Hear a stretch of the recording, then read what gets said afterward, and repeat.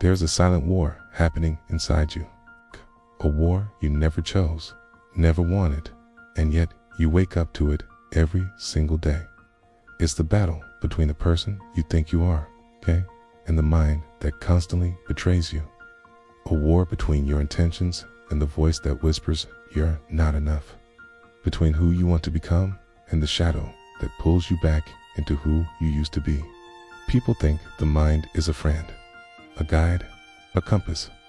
But what if the mind is the greatest illusion of all? What if the voice inside your head isn't you, but your biggest enemy? Your mind has one job: survival, not happiness, not freedom, not growth, just survival. That's why it fears change. That's why it resists progress. That's why it sabotages the very goals you desperately want to reach. You tell yourself, I'll start tomorrow. I'm too tired today. I'm not ready yet. But these are not your thoughts. They are your mind trying to protect an older version of you, a version built on fear, memory, and trauma. Your mind doesn't care if you are miserable, as long as you stay the same. It clings to repetition because repetition feels safe, even if it destroys you. Think about it. Why do you stay in relationships that hurt you? Why do you repeat habits you hate? Why do you run back to the very people who broke you? Because your mind prefers familiar pain over unfamiliar peace. Modern psychology calls it cognitive fusion, when you become so merged with your thoughts that you mistake them for truth.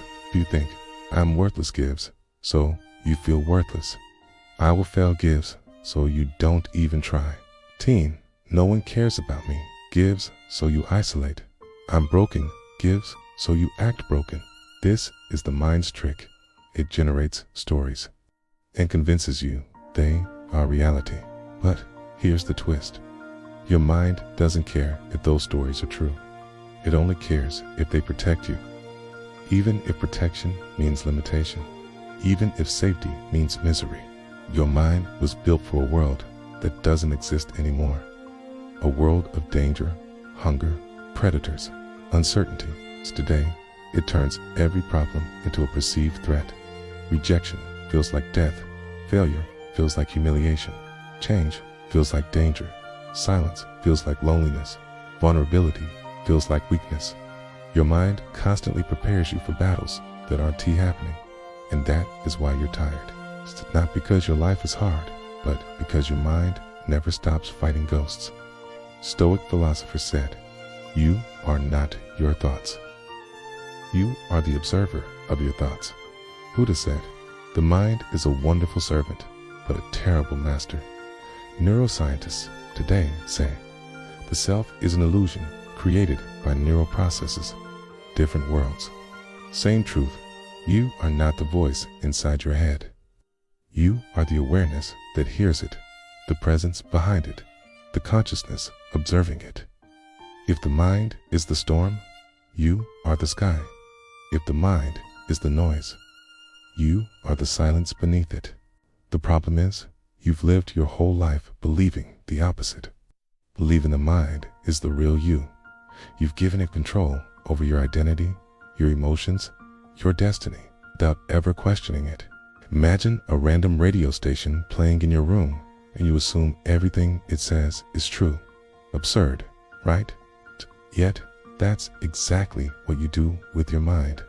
Here, as the truth most people never discover. Your mind, eyes and teeth, trying to hurt you. It's trying to protect you with outdated tools. It's like a guard dog that barks at everyone because it thinks danger is everywhere. It's trying to keep you small because it thinks small means safe. Every time you succeed, your mind panics. Every time you show strength, it gets confused. Every time you grow, it tries to pull you back, not because you are weak, but because your nervous system has never seen the stronger version of you. You are fighting a battle where your opponent is using your own memories as weapons. But once you understand the enemy, you disarm it. It's the moment you stop believing every thought. You win. Life changes the moment you realize you are not obligated to believe your mind. A thought is not a command. An emotion is not a fact. A fear is not a prophecy. A memory is not destiny. When the mind says, you can't, ask, who is speaking? When it says, you're not enough, ask, whose voice is this? Mine or my past? And when it whispers, stay the same. It's safe here. You smile and answer, I wasn't born to stay the same, because the battle is not won by silencing the mind, but by seeing through it. Your mind can imprison you, but it can also free you once you stop letting it decide who you are. The war ends the moment you realize the enemy was never your mind, but your belief that its voice was you.